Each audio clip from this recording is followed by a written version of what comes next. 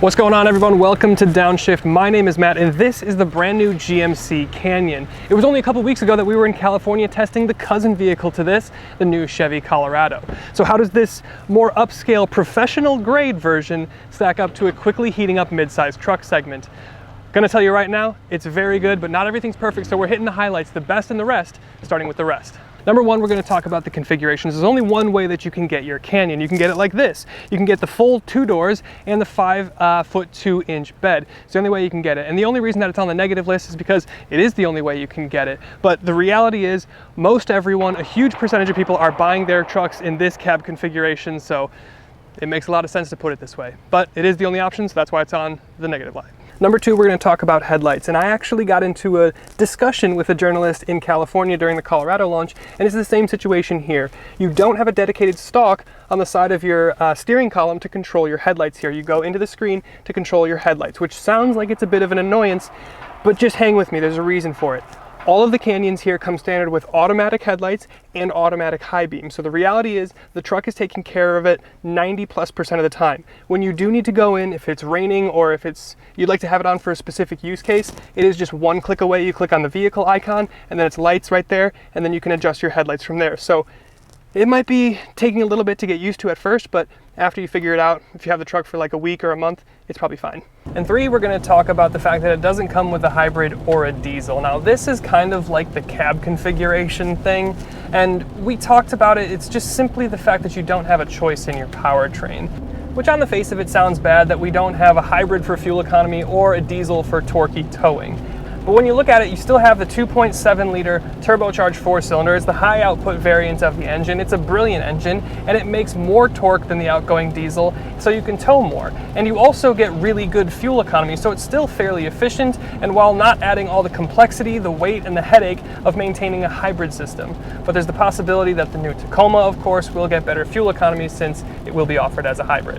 And number four is this all window button here. Now this is pretty specific to GMCs across the rest of the lineup. It was in the Silverado Denali Ultimate that we had. It'll be on the Hummer EV that we test in a couple weeks. And it's this button here. You push this down and all of the windows in the cabin go down at the same time, which is fantastic, but you can't push it up and get all the windows back up. It's a safety thing. If kids or pets or someone's head is out the window, you don't want to close them in there, so that's why they do it, but it is kind of annoying. And number five, we're going to talk about price, and this one's tough to talk about because as of the recording of this video, the Canyon is the most expensive mid-size truck that you can get, and by some margin. It starts at about $37,000. The cheapest Canyon is almost $2,000 more than a Ranger Lariat. That's the top trim Ranger.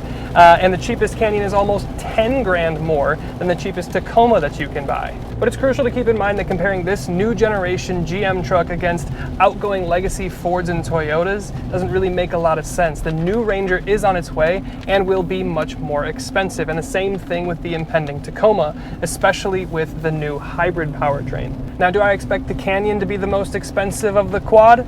Yeah, probably, but you're getting a lot of truck here.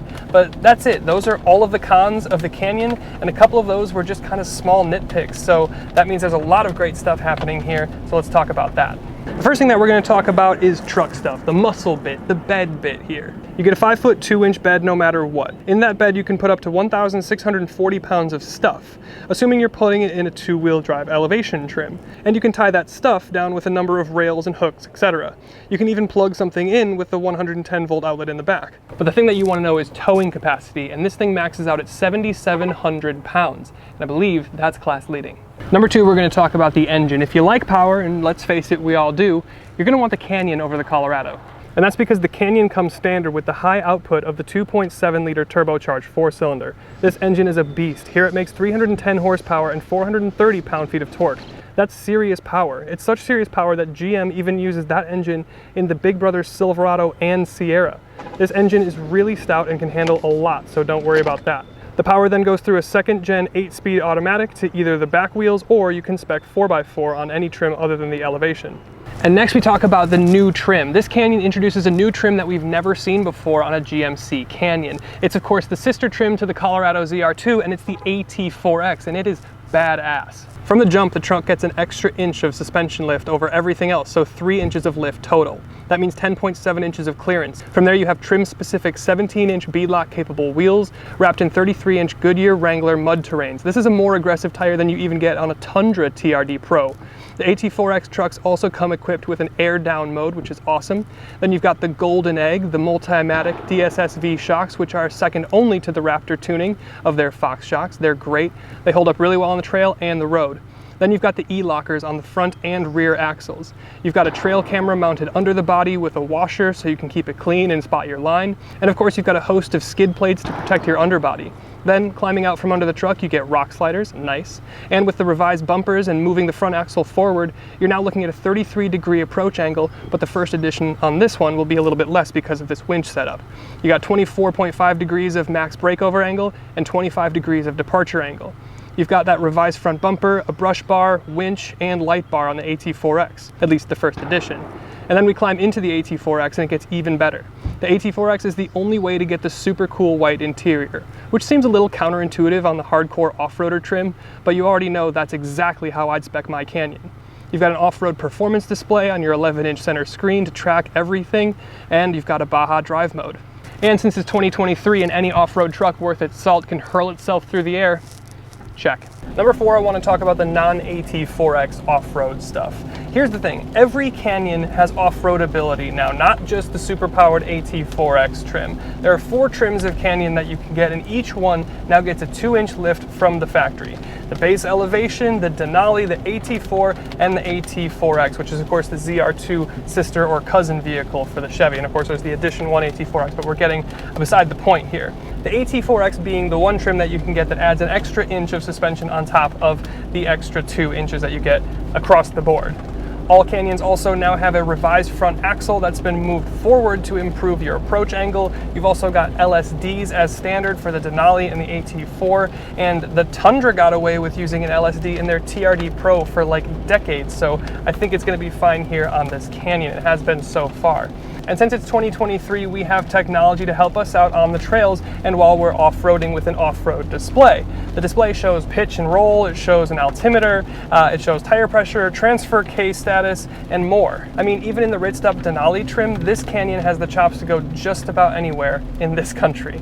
Amazing. And number 5, we're going to talk about something a little bit more subjective, and that's looks. But I'm going to focus on some of the elements and aspects of the look that contribute to the off-road capability enhancements that you get here. Each Canyon looks cool and comes with a high and wide treatment, which means 2 inches of suspension lift and flared fenders front and rear.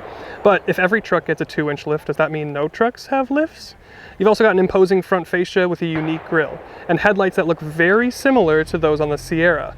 In your lower fascia, you've got recovery hooks depending on trim, and then around the side, you've got squared off wheel wells with amber marker lights on them. Very cool. You've got trim-specific wheels and tires on each of the trims, and on each of the front doors, you'll get a trim badge designating what you've got. And then around back, you'll get LED taillights as standard as well. I mean, it's a super handsome truck. Nice job. And number 6, we're going to talk about tailgate. Now, Matt, why would you designate an entire point to the tailgate? Well, it doesn't have the multi-pro tailgate that you get on the Sierra, but they're all damped. They also have these little cable stays in here so you can, adjust how much you want the tailgate to open. But then once it is open, you have a secret incognito cubby back here where you can lock stuff, and it has a drain for tailgating and other things. Number 7, we're gonna talk interior. Now the interior is a place that I dinged the old Canyon pretty hard because it wasn't professional grade and it was basically a clone of the Colorado. But this new interior is leagues better than the old one. The design is cleaner and more modern. I mean, sure, it's still a very similar design to the Colorado, but the dash materials, for example, are nicer. There's more leather, more stitching, less plastic. It feels more luxury tier than ever before. And it's comfy too. Your seats are great. They've got contrasted piping, stitching, etc. And same things with your door cards even. You've got different colors and textures like a real luxury product. You've got a leather wrapped dash. Remember the hard touch plastic one in the Trail Boss for the Colorado? Yuck. And you still have practicality and usability of physical climate controls. It's a big thumbs up for the interior on this new Canyon. And number 8, another place I'm really impressed is in the tech stack here. Donning your dash are 2 huge screens, and they're both standard. One is for your fully digital instrument cluster, which is fantastic and customizable. It's 8 inches on the elevation trim and the AT4 trim, but 11 inches on the Denali and AT4X. The other is for your 11.3-inch infotainment screen, which is also fantastic. It's got Google built in, wireless Apple CarPlay and Android Auto, 360 cameras with 10 plus views. It's best in class. You've got trail cameras and underbody cameras. You've also got a wireless charger, which actually works. On your center console near your shifter is your drive mode dial and your 4x4 system. And you've got cool animations and graphics for each drive mode. And this Canyon is the only midsize truck you can buy with a head-up display, at least as of now. I mean, you're not going to feel like you're missing stuff on this Canyon. And then number 9, the interior somehow gets even better with fabulously nice luxury touches. Heated and cooled seats, lumbar controls for both the driver and passenger. You get a sunroof, even if it's not pano, but I don't really expect pano in this segment. Your cup holders are thoughtfully put together and have a phone cutout in the center. And your steering wheel looks and feels nice and is heated. I mean, legitimately, if this thing had heated rear seats, it would have the exact same luxury features as the Mercedes G63 that I just reviewed. And that's a $250,000 car. And number 10, and finally, we're going to talk about the rear seats. So back here, no, there's not heated seats, but the space in here is very decent. You have dual map pockets, vents, chargers, cup holders with a phone holder, just like the front, and under-seat storage. Now, I'm not saying I, at 6'1", want to drive across country back here, but I still have an inch of space in knee room, and I actually have headroom even with my hat on. It's pretty impressive. So that's the best and the rest of the new GMC Canyon. It is a comprehensive and thorough improvement over the last generation, and something that genuinely is the segment leader. Now, of course, we'll see what happens with the new Tacoma and the Ranger as they come out later this year and into next year. But as it sits right now, this is a fantastic truck with good efficiency, great muscle, towing. It's got loads of off-road capability. It's got a great tech stack, and it has a really nice interior. So I leave Camp Canyon very impressed. So thanks to GMC for having me out so I could take a look at the new GMC Canyon.